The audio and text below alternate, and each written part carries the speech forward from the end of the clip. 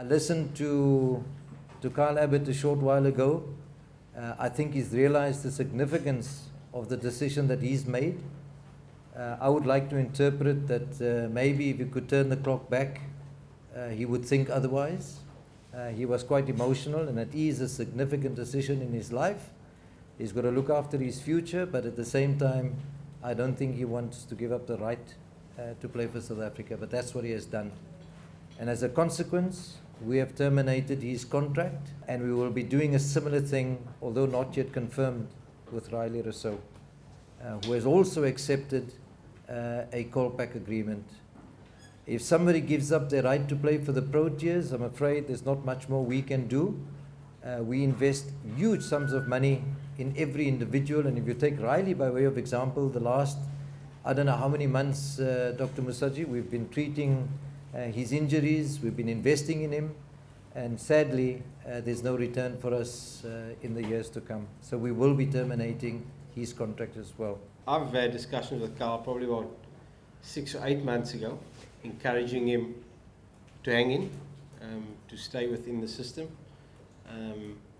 Whilst he was on the side of the field, while Steyn was fit, Morkel was fit, Rabada's one of the best in the world, Vernon's one of the best in the world, to be patient.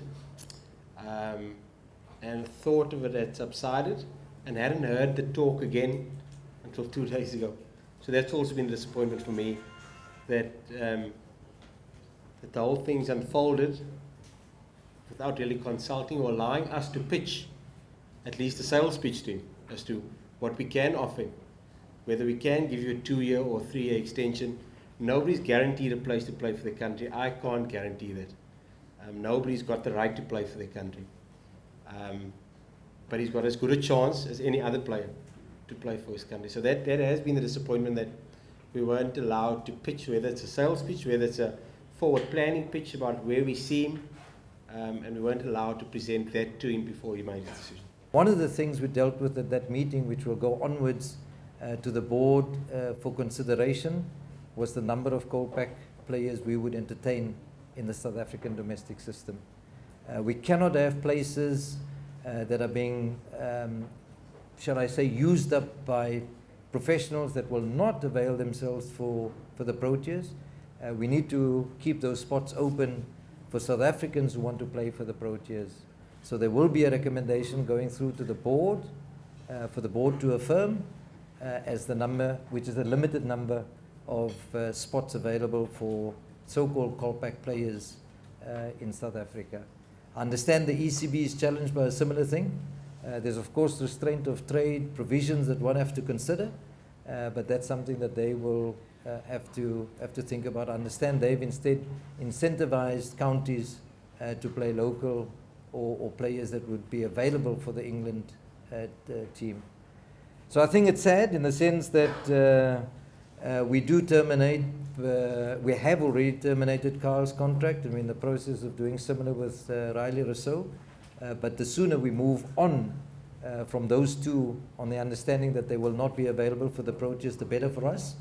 We start focusing on new talent, and thankfully you've seen that as a country we can produce talent, be it black or white. A lot of respect for Simon. He sat down with me, and probably in his best interest to have gone. I mean, look at a guy like Faf du Plessis as a youngster, went, played Kolpak for 1 or 2 years, learned his game, came back. Simon's still a young off-spinner. We've got a few off-spinning options or spinning options around the moment. Great opportunity to go and learn your trade in England for a year or two, come back at 29, 30. Sure, why not? Simon Harmer could be better. A young batsman goes, he's 23, 24, Steyn's 27, might go for 2 years, come back, he can play. 4 years is a long time for a fast bowler. So it'll be difficult for someone like that to come back into it. But for a young batter, for a young bowler, particularly when the system is jammed up with some high quality players at the moment, it's not a bad thing. For a period of time, with the intention to learn and come back and play for my country.